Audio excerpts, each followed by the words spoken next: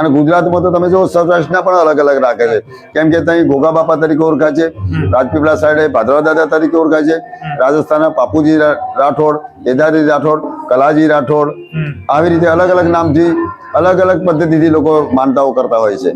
Share માટેની ખોટ હોય એ લોકો ઘણા વિશેષ કંકુ માતાને પોતાનો શણગાર ચડાવીને બહેનો હાથનો પાલવ પાથરીને હે માં મને દીકરો આપજે એવું કરીને પણ અહીંયા માનતાઓ લેવામાં આવે છે. નમસ્કાર દર્શક મિત્રો, મારી યુટ્યુબ ચેનલ બિહાઇન્ડ ધ સક્સેસમાં આપનું સ્વાગત છે. આજે આપણે આવે છીએ ખેડા જિલ્લાના ફાગવેલ ધામમાં વીર પરાક્રમી ભાથીજી મહારાજના મંદિરે. આ ભાથીજી મહારાજના મંદિરનો ઇતિહાસ કેટલા વર્ષ જૂનો છે, આ મંદિર કેટલા વર્ષથી પ્રચલિત છે, આ મંદિરની લોકવાયકા અને દંતકથા શું છે, તમામ વસ્તુ જાણીશું. સાથે જ મંદિરની મુલાકાત કરીશું અને મંદિરના મહારાજ જોડે આ ઇતિહાસ વિશે ચર્ચા કરીશું. તો ચલો મંદિરના દર્શને અને જાણીએ ઇતિહાસ.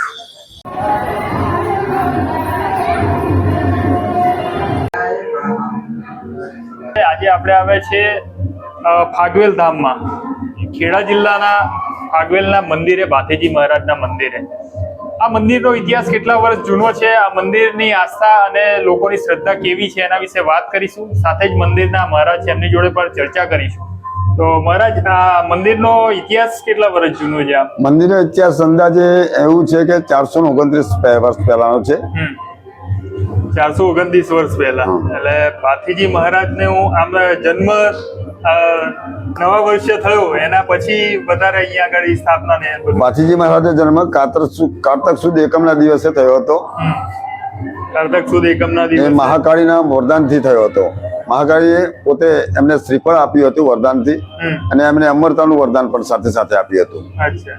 એટલે મહારાજને દાદાને આમ વધારે મહત્વ કયા દિવસનું હોય છે? અહીંયા વધારે મહત્વ અત્યારે કારતક સુદ એકમના દિવસે હોય છે, દેવ દિવાળીની પૂનમના દિવસ હોય છે, લાભ પોચમને દિવસ પણ હોય છે, અને અત્યારે તો માગસર સુદ પૂનમનો દિવસ તો પૂરા 7 રાજ્યોની અંદર ઘોડા પૂનમ તરીકે પ્રખ્યાત હોય છે. આની અંદર વિશેષ લોકો માનતા હોય છે 7 રાજ્યોના. અચ્છા. દાદાને વધારે કયો પ્રસાદ ચડતો હોય છે? દાદાને આમ તો કસુંબા પાણી થાય છે, સુખડીનો પ્રસાદ ધરવામાં આવે છે. અને દાદા જે છે એમનું ધડ લડતું હતું, તો એ રોચક કથા શું હતી?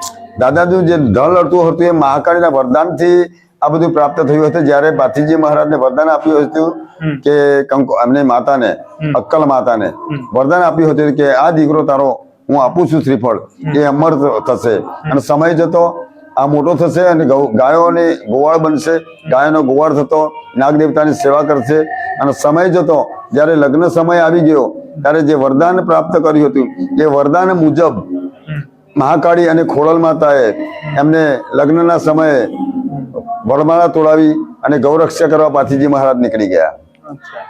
તો દાદા, આ મંદિર સ્થાપના બેઝિકલી 500 વર્ષ પહેલા થઈ હતી. આ પરચો પહેલો કોને મળ્યો હતો? કે પહેલો પરચો તો એમના ભાઈને મળ્યો હતો, હાથીજીને. અને હાથીજીને અવતાર આવ્યો અને હાથીજીને કહ્યું કે હાથી, મારા નામનું મંદિર બનાવ, અને મારા નામનું મંદિર બનાવીને તો પૂજા પાઠ કર, અને મને નાગ દેવતાએ વચન આપ્યું છે કે મારું નામ દેવાથી મારા નામ કોઈ પણ ઝેરી જાનવર છે એ ઉતરી જશે એમ. અચ્છા. આ મંદિરે વધારે મોસ્ટ ઓફ બાધા કઈ રાખવામાં આવે છે? માનતા કઈ રાખે? મોસ્ટ ઓફ બાધા તો અત્યારે શું છે કે જિલ્લા વાઇઝ, કોઈ રાજ્ય વાઇઝ અલગ અલગ હોય છે. રાજસ્થાનના અલગ અલગ માનતાઓ રાખતા હોય છે, મહારાષ્ટ્રના અલગ અલગ રાખતા હોય છે, ગુજરાતના અલગ અલગ, યુપીના પણ અલગ અલગ રાખતા હોય છે, અને ઉત્તર પ્રદેશના પણ, મધ્યપ્રદેશના પણ અલગ અલગ રાખતા હોય છે. અને ગુજરાતમાં તો તમે જો સૌરાષ્ટ્રના પણ અલગ અલગ રાખે છે, કેમ કે ત્યાં ગોગા બાપા તરીકે ઓળખાય છે, રાજપીપળા સાઈડે ભાદરવા દાદા તરીકે ઓળખાય છે, રાજસ્થાનના પાપુજી રાઠોડ, કેદારી રાઠોડ, કલાજી રાઠોડ, આવી રીતે અલગ અલગ નામથી અલગ અલગ પદ્ધતિથી લોકો માનતાઓ કરતા હોય છે.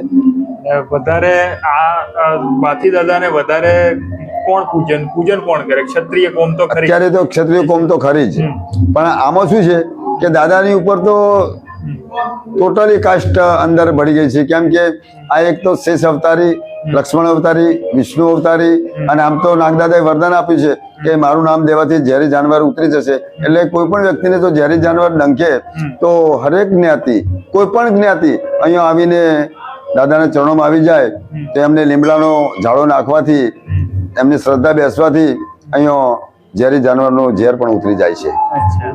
આ સિવાય દાદાની કઈ કઈ માનતા માનવાથી મનોકામના પૂર્ણ થાય, કઈ કઈ રાખે લોકો બાધા બીજી, એના વિશે થોડું કહેશો? આમ તો બધા જુઓ તો શ્રીફળની પણ તોરણની બાધા રાખે છે, નાળિયેર પ્રસાદ અગરબત્તીની ફુલારની બાધા રાખે છે, દૂધ ધરાવવાની પણ માનતા રાખે છે, સુખડી ધરવાની પણ માનતાઓ રાખે છે, અને ધ્વજ ચડાવવાની પણ માનતાઓ રાખે છે. અને સાથે સાથે પોતાની ધર્મપત્ની કંકુ માતાને પોતાનો શણગાર પણ ચડાવવાની માનતાઓ રાખે છે.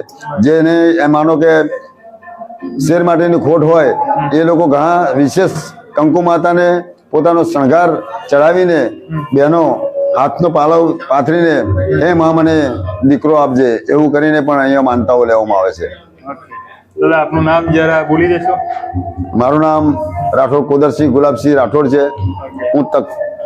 હું પોતે હાથીજીના પરિવારનો છું.